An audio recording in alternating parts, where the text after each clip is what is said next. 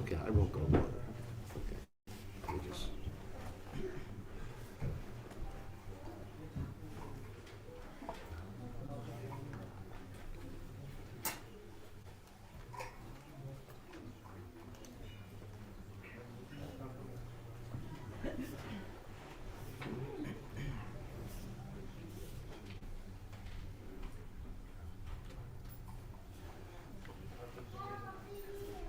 Okay, ready to go. You got kartals?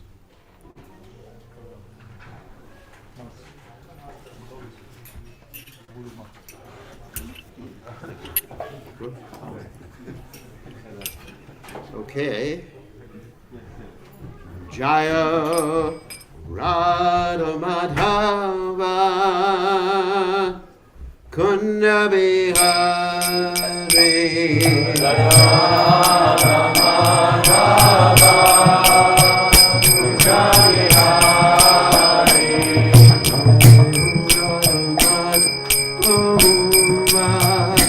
Kunda Bihari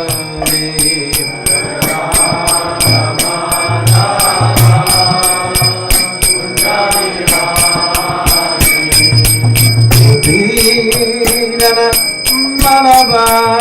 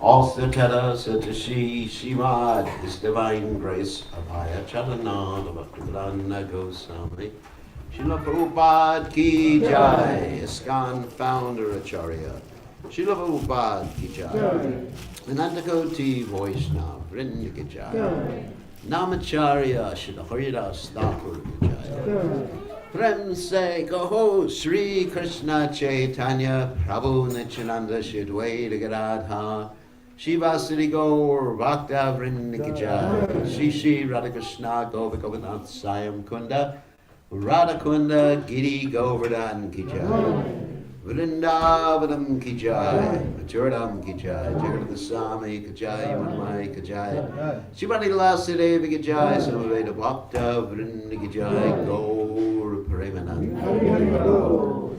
All glories to the assembled devotees, all glories to the assembled devotees, all glories to the assembled devotees, all glories to Shri Guru and Gauranga, Srila Prabhupada Ki Jai, Nama Om Vishnu Padaya Krishna Prastaya Budle, Shrimati Bhaktivedanta Swami Namani Namaste, Saraswati Deve, Gauravani Pacharni, Nivashesha, Shunyavadi Pashatate Shatari, Samumagana, Kimiranda Shah, Gananjana, Shalakaya, Chakshur Unmilikam Yena Tasmai. Shri Gurave Namaha. So I'm very happy to be here with all the assembled devotees and guests. And I'm going to speak today about a subject that may give you great hope. How about that? Because sometimes we are thinking, how can we become Krishna conscious? And we have to do all these things. You may have to dress in a certain, you don't have to, of course. You may think you have to dress in a certain way, have a certain hairstyle, or something like that. But it's not a question of becoming Krishna conscious. It's a question of realizing what you already are, rather than becoming something different. Better not to put water by computer. Water and computers don't mix. And they certainly don't drink water. So, unless you're going to buy me a new computer or something. So, anyway, there's great hope for all of us because Krishna consciousness, we are Krishna conscious, we've just forgotten it. And I'm going to tell a story in the beginning before I quote some verses that prove this particular point, because this gives us hope. And this is a subject we talked about the other day in the morning class. So let me tell one story. It's the story that Lord Chaitanya Mahaprabhu told. He told the story about a poor man who didn't have any money. That's what a poor man means. And this, obviously. And he was living in a very difficult situation. And the poor man was instructed by an astrologer. The astrologer was called Sarvagya. Sarvagya means someone who knows everything. And the astrologer said, actually, you shouldn't be poor like this. Your father has left you money, a lot of wealth. You just have to know where to dig for that wealth. And he spoke about different directions, and I'm not going to give the details of all the different directions. You can go north, west, east, or south. And in certain directions there was difficult circumstances like a ghost. Another one, there was a poison snake. But on the eastern side, there was the gold. So in other words, the gold was always there, he just didn't know where to dig for it. So in the same way, Krishna consciousness is there in our hearts. We just have to figure out how to dig for it. And let me quote a verse from the Chaitanya Charitamrita, if you don't agree with me. Then you won't be able to agree with Lord Chaitanya Mahaprabhu either. That's all right. So, that's your problem, not mine. This is from the Madhya-lila, and I'm going to quote some other verses today too, to verify my point. Madhya-lila 22:107. Nitya Siddha Krishna Prem Sada Kabunai Shavanadi Shuddha Chitte kareye udoy. Some of you know this verse already. Okay, let me give you the word by word translations. Nitya Siddha means, in some cases it means someone who is eternally liberated, but in this particular case, it means eternally established, something that is eternally established, which is Krishna Prema, which is the next verse, next two words in this verse, which means, of course, love of Krishna. Now, Prema is not just ordinary love. Ordinary love in this material world is based upon basically a business exchange. I do something for you, you do something for me. I scratch your back, you scratch my back. Basically, it's called infatuation.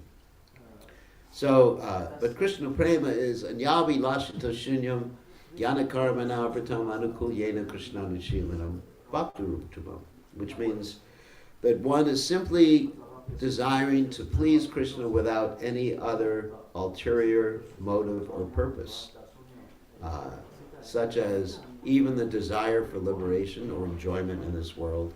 And one is ready to serve Krishna according to the way he wants, and one is enthusiastic in doing that. That's Krishna Prema. So that Krishna Prema is, according to this verse, Saja Kabu Nai, not to be gained. In other words, you can't become Krishna conscious. That's not discouraging. You are Krishna conscious. And how do you realize that? Shravanadi, hearing. Shuddha chitte kodai udaya, sorry. By hearing and chanting about Krishna, in this way, your heart becomes, that is chitte in the heart, becomes awakened. So this is, of course, very similar. Oh, let me give the full translation. Pure love for Krishna is eternally established in the hearts of the living entities. It is not something to be gained from another source. When the heart is purified by hearing and chanting, this love naturally awakens.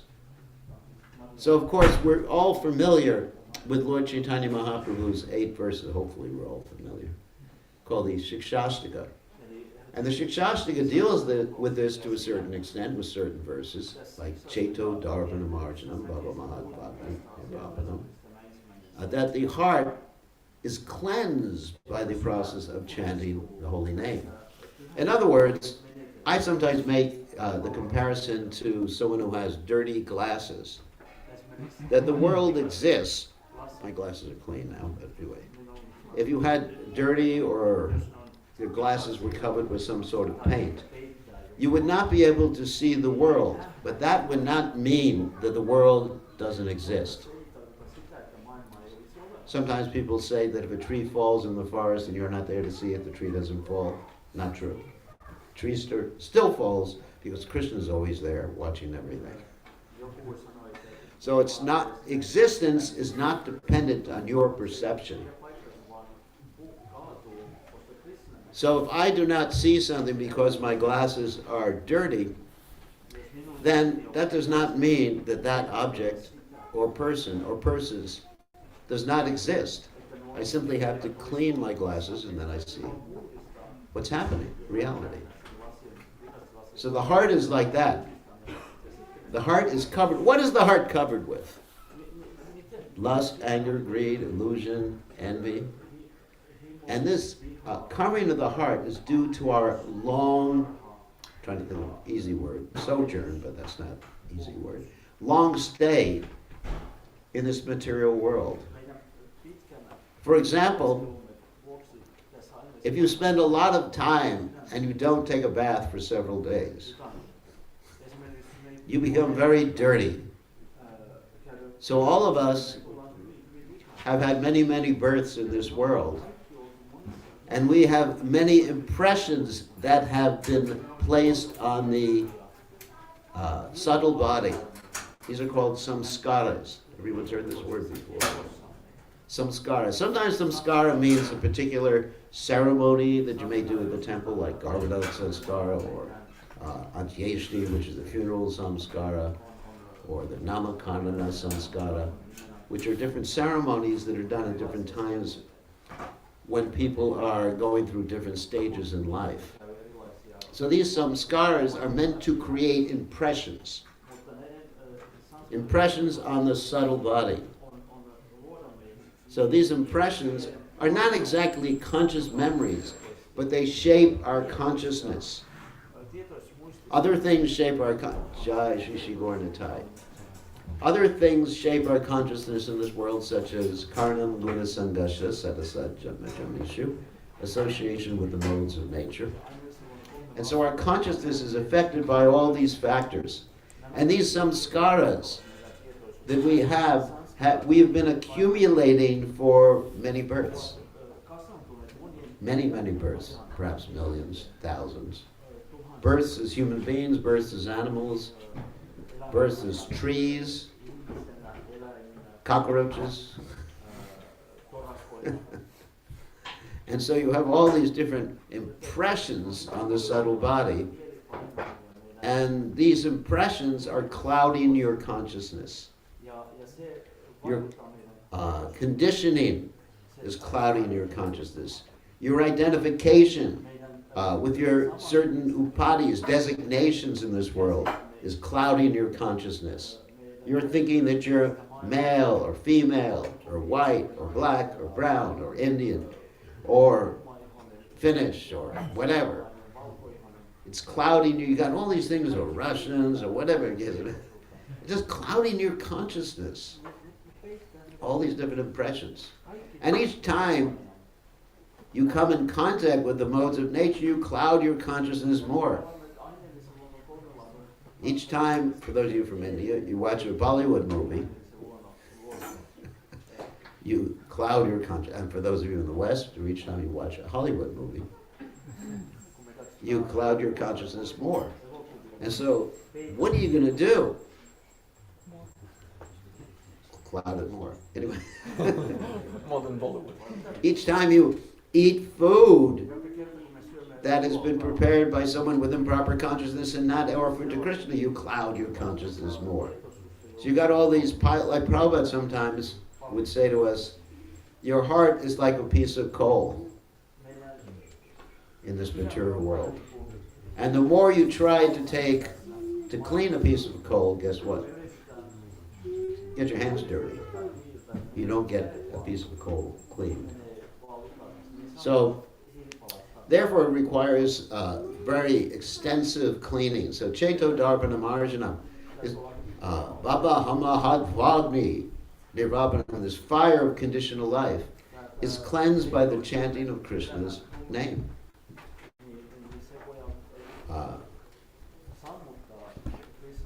So that's all we have to do is chant Krishna's name in order to cleanse the heart. Of course, as Krishna says, Lord Chaitanya says in the Shikshashtika, there's no hard and fast rules for chanting the holy name. What does that mean?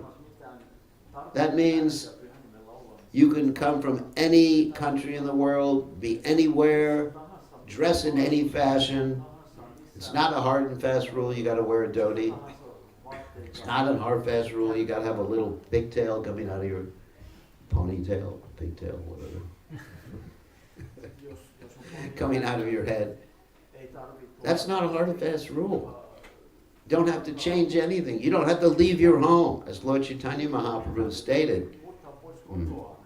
When one devotee in South India wanted to follow him and leave his home, he said, Stani Sita, Shruti Gatam, Tan Van Manobir, which means just stay where you are and chant the holy names. That's all you have to do. And of course, don't do a few things like don't take intoxication, or don't have illicit sex, meat eating, gambling. It's easy. So when I say that's easy for you, Maharaj. But why? Why not do those things? Okay. Because Krishna consciousness is not just a bunch of rules and regulations. It's not. There's a reason we have 4 regulative principles, even though you wish we had different regulative principles, which you may be attached to those things. There's a reason why we chant the holy names. There's a reason why we offer our food to Krishna. It's all part of the purification of the heart process. Now, why do we follow the four regulative principles as far as purification of the heart? Because if you, let's say, eat meat, you're immersing your consciousness in the mode of ignorance. That's clouding you further. It's throwing more dirt on your heart, keeping you further away from Krishna. Right?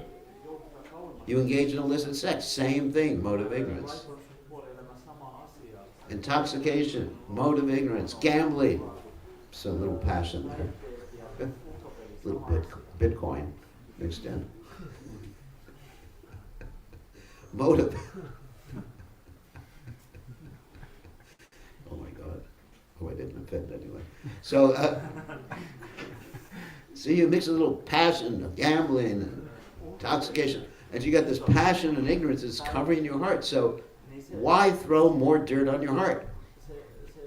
Why make yourself miserable? Why put yourself in anxiety? That's why we follow the four regulative principles. And why do we chant? Why does the chanting work? You know, I said chanting is everything you got to do. So why does it work? It works because Nama Chintamani Krishna's Chaitanya Rasa Vigraha Punashira Nichimukto Binatwam Nama Naminu. It's non-different from Krishna. Krishna is manifesting himself in your heart. Viryantak sto Yabadrani Virunoti Saritsatam Shrinvata Swakata Krishna Punya Shravana Kirtana Riyantak sto Yabadrani Virunoti Saritsatam. Krishna's in your heart. And when you chant, he does the cleansing. Vidyantak sto Yabadrani as your well-wisher. Vidunauti Saritstata. Krishna's your well-wisher, your best friend. Bhaktaram Jagatapasadam Sarvalokamaheshwaram Suridam Sarvabhutanam. Krishna is your best well-wisher, your best friend, and Krishna does the cleansing. And then you realize your nature as Satchidananda. You realize who you are. You wake up, like Lord Chaitanya Mahaprabhu in this famous Arundaya Kirtan. What is it? Jeev Jago. Jeev Jago. Gorachanda Pole. Wake up. Wake up.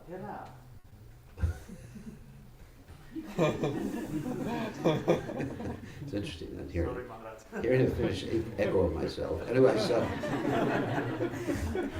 kind of adjusted to it. So wake up, sleeping soul. How long have you been sleeping? You know, this is another proof.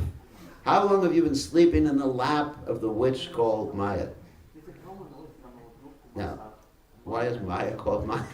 Maya means illusion. How long have you been in illusion, thinking that you're something different than you actually are? And also another part of the Runadaya Kirtan, Udila Arda Puravabhate, Dvijamane Gora Amani Jage. That when Lord Chaitanya Mahaprabhu wakes up in the morning, or he's never sleeping, obviously, he gets up and he goes to all the villages and he says, wake up.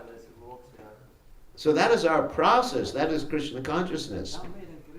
Getting people to wake up to their real nature. It's not, as Prabhupada would say, an artificial imposition on the mind. It's a question of realizing who you are. And not only realizing that you're a pure spirit soul, but it goes into more detail than that.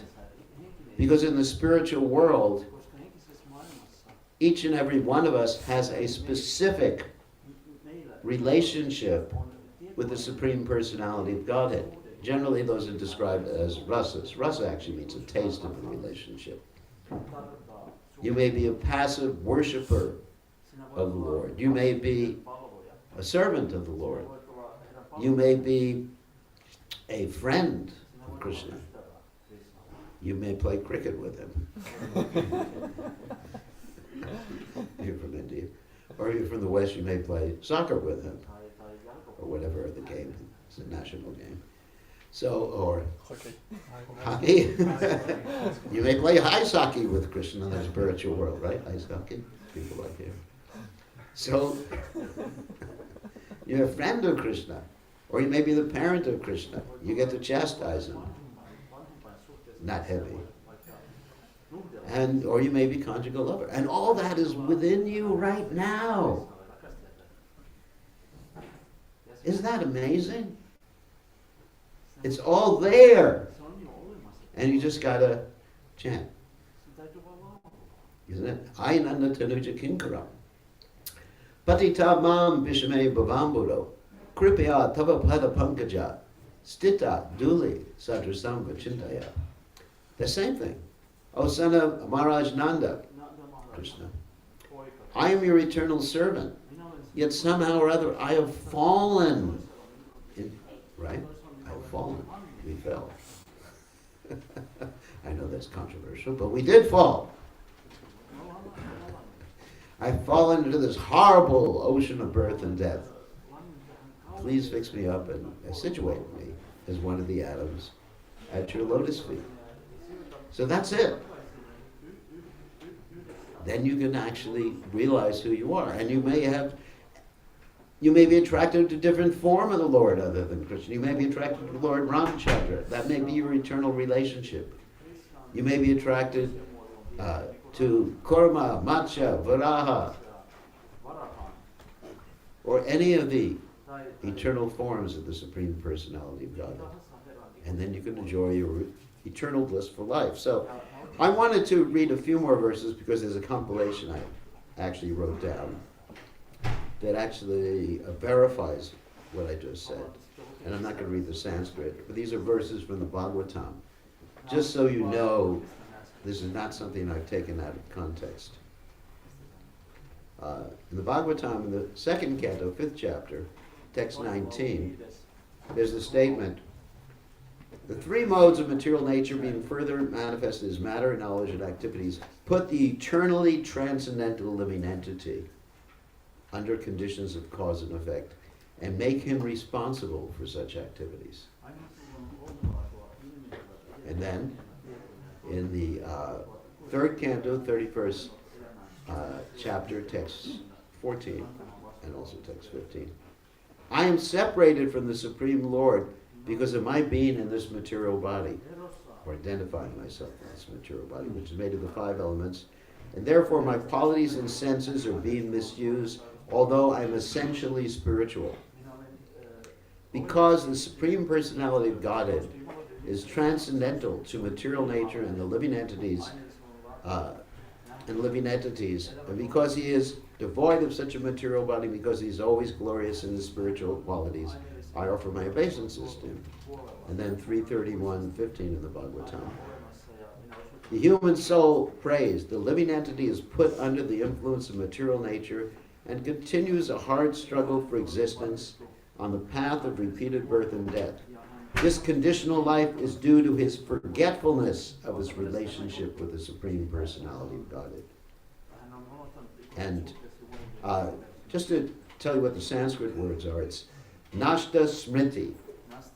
Nashta Smriti. Smriti means to remember. Nashta means to not.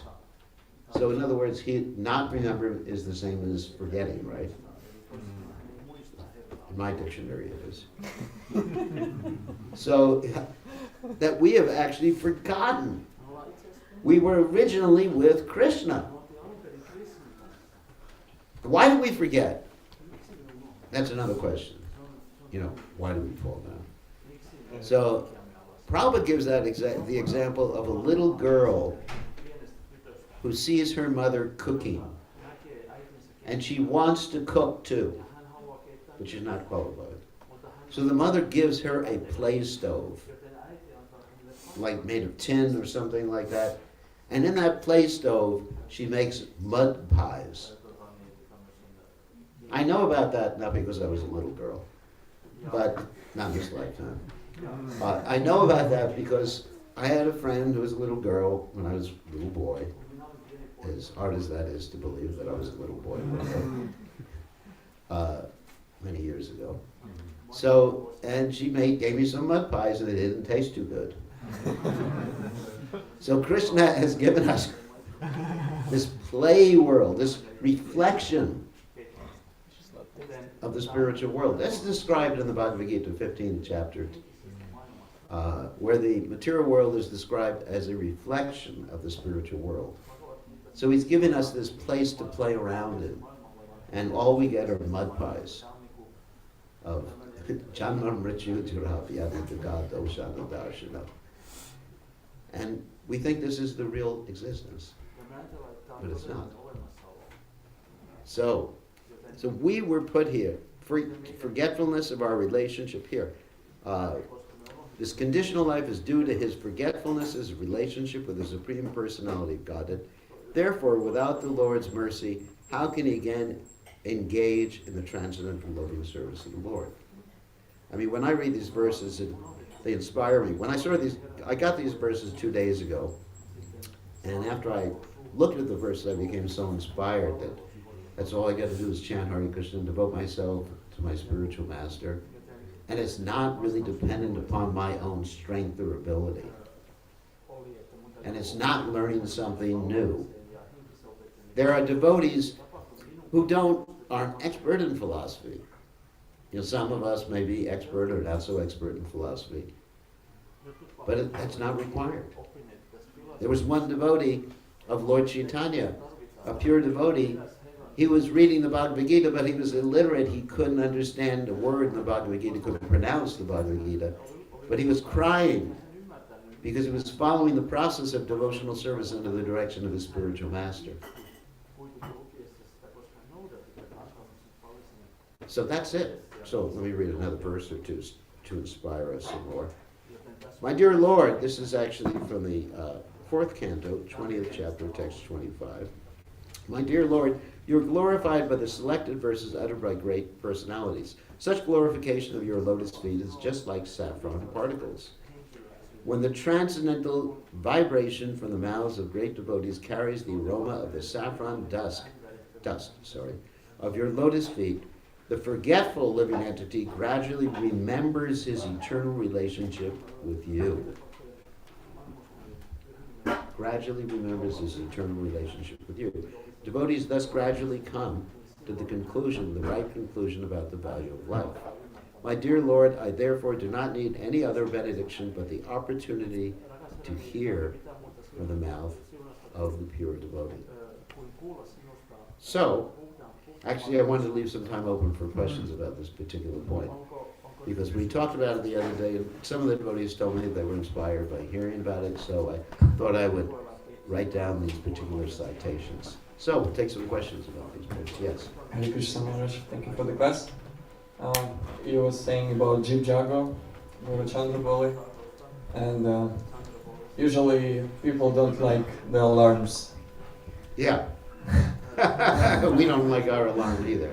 Yeah, and it's the same with the devotees who are trying to wake up the sleeping souls, and how to... How to? Well, we have other methods too. We have prasadam. And we can get people to chant or hear the holy names. Devotees go out in Harinam. I have one disciple in the UK who tricks people into chanting Gauranga, because people might be scared. Oh, it's the Hari Goals, the Hari Krishnas. I don't want to be part of them for some reason or other. So what she does, she's a social worker, and for all of her clients, she says, what's the magic word? And gets them to say Gauranga. And everywhere she goes, she stops the police, which are called bobbies in the UK, on the street. I mean, I was with her one time, and I was shocked, because usually I don't approach a place that much, because they give me tickets when I drive too fast. So she approaches them in the street and says, sir, say Gauranga. And then this is, and also for a while there were many devotees in Scotland were posting this big banners of Gauranga under bridges. It's an interesting story. I'll tell you a funny story. That they would go at night and use paste or glue to paste these Gauranga stickers, or Gauranga banners, under bridges. And one time, one of the police came and caught them. "What are you doing?" And they were thinking, we're going to get arrested. And then the police had a call on their radio. "There's someone going to jump off another bridge. You had to go to get them." But that someone going to jump off another bridge wasn't going to go jump off another bridge. It was another devotee pasting Gauranga. So, in other words, devotees have to be very intelligent insofar as getting people to take a little bit of Krishna consciousness. Whether that means taking a little prasadam. Prabhupada said if someone takes prasadam, even if you give an animal prasadam, that entity, animal, will become a human being in the next life. And so that starts their spiritual path. And when one hears the holy name, and I gave the example the other day about how I first heard the holy name. I was listening to the radio in 1968 or 1969, and I heard Prabhupada chanting. And I had no intention of searching for Prabhupada or anything like that. But I heard Prabhupada chanting, and immediately my life changed. So that's all we have to do. You give people prasadam, let them hear the holy name, even Gauranga if they want to hear Hare Krishna. And you start their spiritual path. And eventually, or give them a book, and eventually will act in people's hearts. Because it takes time. They'll remember who they are.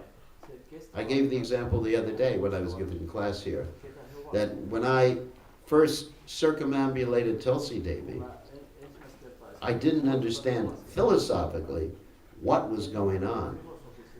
But I had the remembrance that this was something that was part of my nature, something that I had done before. So it's a challenge. But if we actually try to force people to take up Krishna consciousness too quickly, it won't work. We have to understand, just like there's the offense on chanting Hare Krishna is basically to instruct the faithless about the glories of chanting. I actually phrase that offense in a little bit different way. The way I phrase that offense is that we should understand whom or who we are speaking to and understand how much Krishna consciousness we can give them so they can digest it. Because if you pressure someone or give someone too much, they'll naturally rebel and not be interested. So, yes, there's a question back there. There. A lady back there has a question. Let me take her first. Yeah. I speak without microphone, so it's just so because you were talking about this spiritual evolution, Right.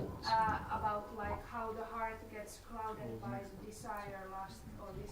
So I wonder what is the role of like little children, because sometimes like how when we born take a new birth to this world. Yeah.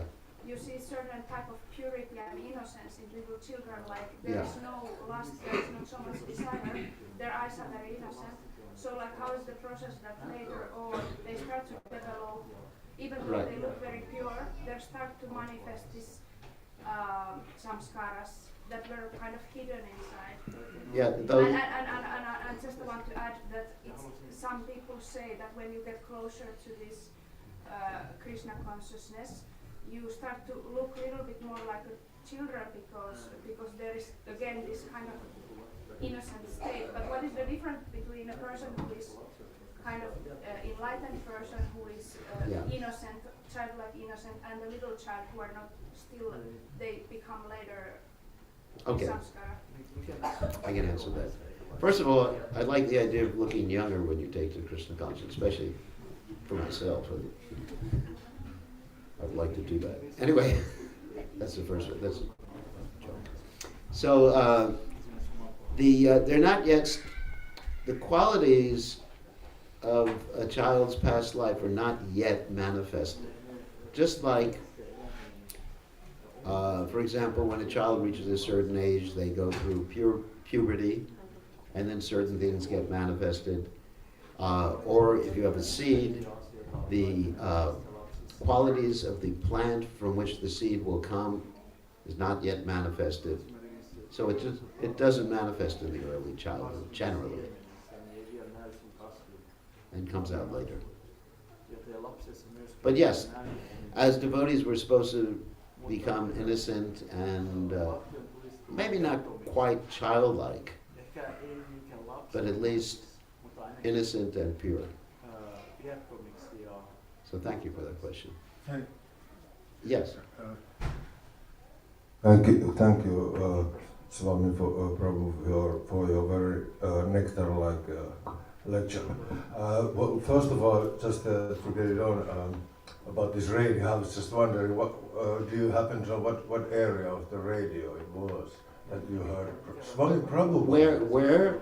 Yeah, Where in was New it? York area. It was in New York. Yeah. Yeah, so I thought, because I blame George Harrison to get me involved here, and that was 72. I heard him on the Radio Luxembourg, this My Sweet Lord.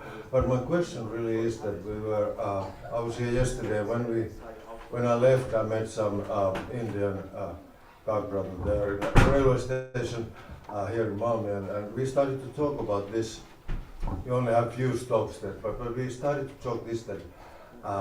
Like my God brother Gopinath here, we used to go to the same Christian church, but the thing is that, for example, what I talked with this Indian fellow yesterday, that in Christianity it's a little bit like you can do all the things and then in the end you do something wrong and you ain't gonna go to hell. But in Krishna consciousness, even if I stop coming here, even if I stop studying, everything I already done, nobody can take away from me. Never lose, yeah. And that's so merciful and so gives me so much hope that I don't have pressure to do anything anymore if I don't want to. But I already have this treasure, and nobody can never take it away. Right. Thank you. Unlike Christians, it's like, okay, you in the end you didn't remember and you did it wrong. The gates of hell is there. It's not nice. Well, I sort of doubt if anyone goes to hell eternally. But I would like to know that how Krishna can be so merciful that nothing is taken away, even if I do wrong. Because Krishna loves you. Krishna is waiting for you to come back to him. Krishna is in your heart. You know the description is like two birds in the same tree. Yes, that's a great example. Krishna is just watching you and thinking, when will you come back to him? So he'll give you unlimited opportunities. And then, as you stated, it's a very interesting point, swapamapyasha dharmasha trayate mahato bhayat. In this endeavor of Krishna consciousness, there's no loss or diminution. If you have 10% Krishna consciousness in this lifetime, you take it with you to the next lifetime. So you don't have to worry. That's my plan. That's your plan. Don't take too long though. If I'm not going to be a grasshopper in the Vaikuntha, then I can come here back as an ape. Or maybe Don't take too long. Oh, no, I won't take too long. Because Kali Yuga is coming very fast. That's true. So don't be around too long. Well, that's true. Take an opportunity. Actually, Krishna says in the Gita, for one who is a little advanced in Krishna consciousness in the next life, if they don't make it to the perfection, then they go to the heavenly planets to enjoy. Seems like you're enthusiastic about that one. And then after that, they take birth in a rich family in this earth planet. Krishna says if one is very advanced, then they take birth in a devotee family. So we need many nice grahastas to bring pure devotees into this world to preach Krishna consciousness. So they should bring as many children as possible. By the way, Prabhu, today I'm 62 years old. It's my birthday. Oh, happy birthday. Thank you very much. Haribo. I'm so glad you came here for my birthday. It was the biggest surprise. Or happy birthday. We wish you a happy birthday. Thank you very much. So any other quick way? Purna has a question.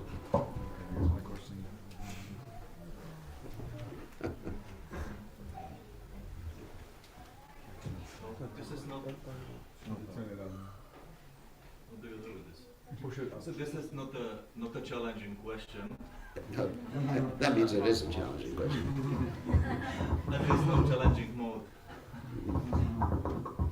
There's another verse in Chaitanya Charitamrita, which says Guru Krishna Prasade by a Bhakti Lata Bij, yeah. which says that by the mercy of Guru and Krishna, we get The creeper, we get creeper of devotion. The creeper of devotion, the seed.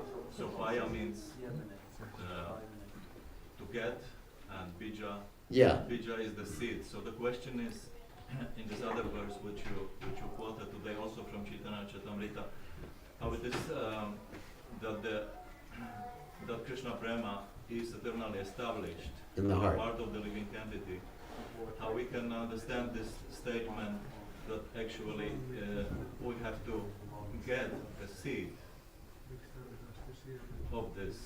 The seed is the transcendental sound vibration. See, this is a metaphorical statement, seed. It's not literally, let's say, material seed. But it's the transcendental sound vibration that comes Shru Shru Shro Shradharana Shavasudeva Kata Ruchi Shan Mahatsevi Abhi Prapunya Tirtana Shevana, that comes from the lips of a pure devotee. Because the transcendental sound of Hare Krishna must be given from a pure devotee. It cannot come, it's not a material movement of the lips and tongue. Now, if one materially, let's say, chants and hasn't heard it from a pure devotee, then it's namavash, it's not shuddhanam. So the shuddhanam is that which is capable of awakening the heart of the living entity. And that's what's referred to in that verse. And that shuddhanam must come from the lips of a pure devotee. And we are very fortunate that we have that shuddhanam coming from the lips of His Divine Grace, A.C. Bhaktivedanta Swami Prabhupada. Thank you. So, any other questions? Yes. Oh, right. Rajoga. Yes, well, I can speak loudly then. Thank you, Maharaj, for the lecture. Hare Krishna. Yes. Yes. My question is that did I understand correctly that when we do even a little bit of preaching or trying to show people, share Krishna consciousness, we should not expect to see them reach perfection during this lifetime. We should just be happy that they might say Hare Krishna once or eat prasadam once. Yes. I mean, that's a very good point that Raja made, that we should see that our business is to give people as much Krishna consciousness as they're willing to accept. And we should be happy that they're starting the progress of Krishna consciousness, and generally becoming completely Krishna conscious is a multi-life endeavor. Krishna himself says in the Gita, Bhavanam Janmanamante Gyanavamaham Prapajate Vasudeva Sabramiti Sa Mahatma Sudurlabha. One can become Krishna conscious fully in this lifetime. But generally the case is that we are starting people or helping people along the path, and ultimately they will become Krishna. They've started their Krishna consciousness. Yes. Yeah. In other words, we have to be patient. Utsahan nischaya dharya tat karma pravartanat. Good point. Yes. When we go to we go to the streets and we ask people to say Hare Krishna, for example. Yeah. I don't have pure devotion in my heart. So when I ask them to say Hare Krishna, how does it actually, because I'm not a pure devotee, how does it start in them? How does it give them a chance? Well, you're following Prabhupada, and Prabhupada is empowering you to act on his stead, in his stead. So you're actually, it's having the same effect as them hearing directly from Prabhupada. Sure. If you're following. Kali Kalera Dhamma Krishna Nama Sankirtan Krishna Shakti Vinana Hitari Bhavartana. You have to be empowered by Krishna Shakti. And the way you do it, empowered, is by following the directions given by Krishna and spiritual master. And then you'll have that effect.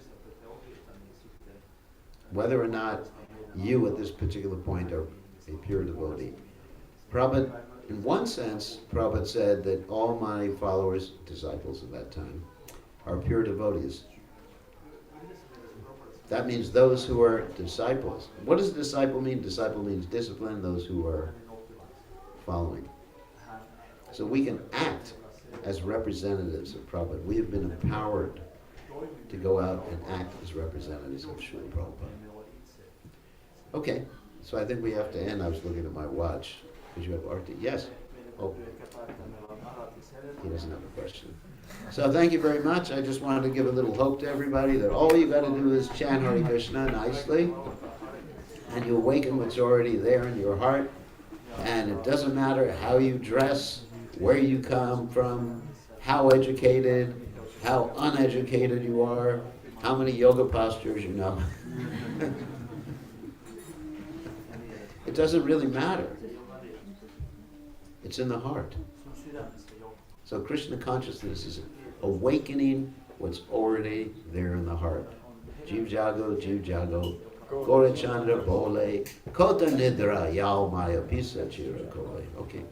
Thank you very much. All glories to His Divine Grace, Srila Prabhupada ki jai. His Holiness Bir Krishna Goswami Maharaj ki. Thank you very much. Kiitos oikein paljon. Thank you very much, Maharaj.